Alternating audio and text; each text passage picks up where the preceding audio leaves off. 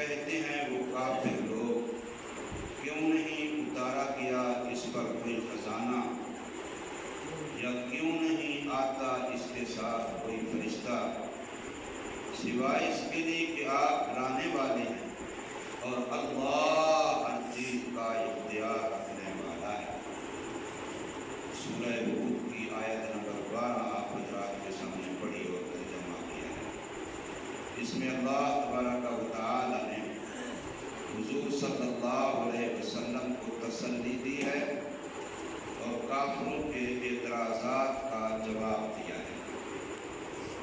بے دین لوگ، مادیت پرست لوگ جو بیچارے صرف دنیا کو دیکھتے ہیں، ان کا خیال یہ تھا کہ اگر محمد صلی اللہ علیہ وسلم اللہ تبارک و تعالی کے سچے رسول ہوتے تو ان کے پاس بہت بڑا خزانہ ہوتا، دنیا کا مال اور دولت ہوتی، کیونکہ اللہ کا نمائندہ ہے، اللہ کا نبی ہے، اللہ کا کارندہ ہے، تو اللہ پاک اس کو خزانوں میں سے بڑا خزانہ دیتے۔ یہ اس کو سمجھتے تھے نبوت کی گلی، جیسے آج کل بھی ہم یہ سمجھتے ہیں کہ جس کو دنیا بڑی مل گئی تو سمجھتے ہیں اللہ اس پر بڑا راضی ہے۔ حالانکہ دنیا اللہ نے نمرود کو بھی دی ہے، فرعون کو بھی دی ہے، قارون کو بھی دی ہے، شداد کو بھی دی ہے، حامان کو بھی دی ہے، ابو جہل کو بڑی دی تھی۔ دنیا آج بھی کافروں کے پاس زیادہ ہے بمقابلہ مسلمانوں کے۔ اس لیے ان کا خیال یہ تھا کہ اگر محمد صلی اللہ علیہ وسلم اللہ تبارک و تعالیٰ کے سچے رسول، سچے نبی ہوتے تو ان کے پاس دنیا کے لحاظ سے مال و دولت کا بڑا خزانہ ہونا چاہیے تھا۔ اور نمبر 2، جہاں یہ جاتے اللہ کی طرف سے فرشتہ ساتھ ہوتا، جب یہ دعوت دیتے کسی کو تو فرشتہ ان کی تصدیق کرتا کہ ہاں جی واقعی یہ سچ کہہ رہے ہیں اور یہ اللہ تعالیٰ کے رسول ہیں، اللہ کے نبی ہیں، یہ اللہ کا پیغام تم تک پہنچا رہے ہیں۔ تو حضور صلی اللہ علیہ وسلم جو بات فرماتے دین کی بتاتے، فرشتہ ساتھ ہوتا، وہ اس کی تصدیق کرتا، پھر ہم سمجھتے کہ واقعی یہ سچا رسول ہے۔ یتیم آدمی ہے، گھر روٹی کھانے کو ہے نہیں، بھوکا رہتا ہے، فلاں ہے فلاں ہے فلاں ہے، اور ہمیں کہتا ہے کہ ہمیں نبی مانو۔ اب سارے ہم اسی کے پیچھے لگ جائیں، ایک یتیم کے پیچھے لگ جائیں، اس کو اپنا سربراہ مان لیں، اس کو اپنا بڑا مان لیں، یہ ہم سے نہیں ہو سکتا۔ اب یہ ان کو عقلی طور پر بیچاروں کو یہ اشکال تھا اور یہ ان کے ایمان لانے میں رکاوٹ تھی۔ تو اس کا جواب یہاں پر اللہ تبارک و تعالیٰ نے دیا کہ حضور صلی اللہ علیہ وسلم کو خطاب فرما کے کہ ایسا تو ہو نہیں سکتا کہ ان لوگوں کی رعایت رکھ کے، ان لوگوں کے اشکالات و اعتراضات سے متاثر ہو کر کے آپ دین کے کچھ احکام چھوڑ دیں، یہ تو ہو نہیں سکتا آپ سے، اس لیے کہ یہ نبوت کی شان عصمت کے خلاف ہے۔ تو آپ نے تو پورا دین ان کو پہنچانا بھی ہے اور پورے دین پر عمل کرنا بھی ہے، خود بھی پورے دین پر عمل کر کے دکھانا ہے اور ان کو بھی پورا دین پہنچانا اور بتانا ہے۔ جب یہ بات ہے تو باقی ان کے اشکالات ہیں، ان کی وجہ سے آپ کے دل کو رنج ہوتا ہے، تکلیف ہوتی ہے، کوفت ہوتی ہے، یہ کیسے بے تکے سوالات کرتے ہیں، بے تکے اعتراضات کرتے ہیں، کبھی منہ مانگے معجزات کے مطالبے کرتے ہیں کہ یہ ہو جائے تو ہم مان لیں گے، ایسا کر کے دکھا دیں تو ہم مان لیں گے۔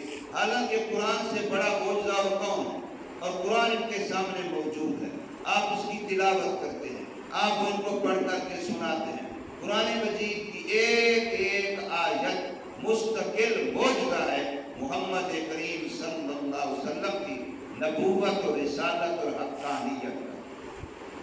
قرآن نے چیلنج کیا قرآن جیسا قرآن لے آؤ، قرآن نے چیلنج کیا قرآن کی صورتوں میں سے کسی صورت جیسی صورت لے آؤ، قرآن نے چیلنج کیا کہ قرآن مجید کی آیتوں میں سے کوئی 10 آیتیں لے کے ان جیسا کلام بنا کے لے آؤ۔ تو جب اس کا مقابلہ نہیں کر سکتے اور ایسا انسانی بس میں آئے ہی نہیں، تو پھر مان لیں کہ یہ اللہ کا کلام ہے، یہ کسی انسان کا کھڑا ہوا بنایا ہوا نہیں ہے۔ جب اللہ کا کلام ہے تو اللہ نے ہی محمد صلی اللہ علیہ وسلم پر نازل فرمایا۔ یہی حضور کی نبوت کی دلیل ہے، یہی ختم نبوت کی دلیل ہے، یہی حضور صلی اللہ علیہ وسلم کی رسالت اور حقانیت کی دلیل ہے خود قرآن۔ اس لیے باقی جتنے انبیاء تھے سب کے معجزات مٹ گئے، کسی نبی کا معجزہ آج نہیں ہے۔ فرض کریں آج اگر عصائے موسیٰ علیہ السلام کا وہ ڈنڈا سوٹا آج اگر مل بھی جائے اور کسی کے ہاتھ میں ہو بھی صحیح تو وہ سانپ نہیں بنے گا، وہ معجزہ نہیں بنے گا۔ آج اگر موسیٰ علیہ السلام زندہ بھی ہوتے اور وہ اپنے گریبان میں بغل میں ہاتھ ڈالتے، وہ ہاتھ سورج کی طرح چمکتا نہیں، وہ معجزہ نہ بنتا۔ ہر نبی کا معجزہ ختم اس لیے کہ ان کی شریعت اور رسالت وہ منسوخ ہو گئی، ان کا دور نبوت والا اور ان کی دین وہ منسوخ ہو گئے۔ اب چلے گا سکہ محمد کریم صلی اللہ علیہ وسلم کا۔ ان کا جب وہ دور نبوت نہ رہا تو ان کے معجزے بھی نہ رہے، لیکن محمد صلی اللہ علیہ وسلم کا یہ قرآن والا معجزہ یہ قیامت تک رہے گا، قیامت تک قرآن مجید رہے گا اور ایک ایک آیت اس کی معجزہ بن کے رہے گی۔ اسی کو ارشاد فرمایا فَلَعَلَّكَ، بس شاید کہ، یعنی ایسا ہو نہیں سکتا، یہ ناممکن ہے۔ کافروں کو یہ امید ہے کہ ہم اس طرح کے اشکالات اور اعتراضات کر کے ان کو دین سے ہٹا دیں گے، ان سے دین چھڑوا دیں گے، لیکن ایسا ہو نہیں سکتا۔ فَلَعَلَّكَ، سو کہیں ایسا تو ہو ہی نہیں سکتا کہ آپ کار کو چھوڑ دینے والے ہوں بَعْدَ مَا یُوحَىٰ، کچھ ان احکامات کو جن کی وحی کی جاتی ہے الیکا، آپ کی طرف ہے محمد کریم صلی اللہ علیہ وسلم۔ باقی کافروں کے اعتراضات جن کی وجہ سے آپ کو کوفت ہوتی ہے، آپ کو دلی صدمہ اور رنج ہوتا ہے، وَضَائِقٌ بِهِ صَدْرُكَ، اور تنگ ہونے والا ہے آپ کا سینہ اس بات کی وجہ سے أَن يَقُولُوا، یہ کہ وہ کافرین منکرین کہتے ہیں لولا انزل علیہ کنز، کہ ان پر خزانہ کیوں نہیں اتارا گیا؟ اگر یہ سچے نبی ہوتے تو ان کے پاس بڑا خزانہ ہونا چاہیے تھا، مال و دولت ہونی چاہیے تھی، اللہ کے خزانوں کی کنجیاں ہونی چاہیے تھی۔ اور یہ جو بیچارے کبھی روٹی پکتی ہے کبھی نہیں پکتی، ان کے پاس تو کئی ہفتے آگ نہیں جلتی، ان پتھر پیٹ پہ باندھے ہوئے ہوتے ہیں، یہ تو فاقے میں ہوتے ہیں۔ او جاء معہ ملک، یا کیوں نہیں آتا اس کے ساتھ فرشتہ، یعنی فرشتہ ساتھ ہوتا جو ان کی دعوت کی تصدیق کرتا۔ تو اللہ نے ان کے جواب میں فرمایا کہ آپ کا کام صرف پیغام پہنچانا ہے، آپ کا کام کفر کے انجام بد سے ڈرانا ہے، شرک کے انجام بد سے ڈرانا ہے، گناہوں کے انجام بد سے ڈرانا ہے کہ دیکھو نماز نہ پڑھنے کا یہ وبال ہے، زکوٰۃ نہ دینے کا یہ وبال ہے، روزہ نہ رکھنے کا یہ نقصان ہے، اور شراب پینے کا یہ نقصان ہے، زنا اور بدکاری کا یہ نقصان ہے، اور رشوت کا سود خوری کا یہ نقصان ہے۔ آپ کا کام ان گناہوں کے انجام بد سے ڈرانا ہے، آپ نے یہ بتلانا ہے کہ جو بندہ کفر پہ مرے گا وہ ہمیشہ کے لیے جہنمی ہوگا، جو بیچارہ شرک پہ مرے گا وہ ہمیشہ کے لیے جہنمی ہوگا۔ تو آپ کا کام صرف اتنا ہے، انما انت نذیر، اس کے سوا آپ کی ڈیوٹی ہی نہیں ہے کہ آپ نے صرف ڈرانا ہے۔ ہاں جو لوگ مان چکے پھر ان کو خوشخبری بھی دے دیں، اس لیے نذیر کے ساتھ آپ بشیر بھی ہیں کہ جو مان لیں، جو نیک اعمال کریں، پھر ان کو خوشخبریاں سنیں کہ اللہ نماز پر یہ دے گا، اللہ روزہ رکھنے پر یہ دے گا، اللہ فلاں نیکی پہ یہ جزا دے گا، فلاں نیکی پہ اللہ پاک یہ انعام دے گا۔ تو آپ کو نذیر بنا کر کے اور بشیر بنا کر کے بھیجا ہے۔ آپ کا کام پیغام رسانی ہے، لوگوں کو بتلانا ہے۔ واللہ علی کل شیء وکیل، اللہ کی ذات ہر چیز کی ذمہ دار ہے، وہ مختار ہے، حساب لینا انہوں نے ہے۔ کسی نے مانا ہے تب بھی اس کو جزا اسی نے دینی ہے، کسی نے نہیں مانا تو اس کی سزا بھی اسی نے دینی ہے۔ پکڑنا اور نوازنا یہ میرے اللہ کے کام میں ہے، ہدایت دینا، کسی کو ہدایت سے محروم رکھنا یہ میرے اللہ کے اختیار میں ہے۔ اللہ تبارک و تعالی ہمیں سمجھ نصیب فرمائے، عمل کی توفیق دے۔ آج جمعے کا دن ہے اور جمعے کا دن آداب جمعہ کے ساتھ گزارنا چاہیے۔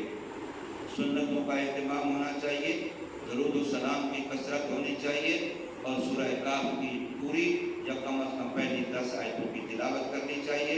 और जुमे वाले दिन अपने बाल ठीक कराना, नाखून ठीक कराना और अच्छे साफ सुथरे कपड़े पहनना, गुस्ल करना, खुशबू तेल लगाना, नमाज जुमा में वक्त से पहले जल्दी आने की कोशिश करना, ये सारे जुमे के आदाब हैं।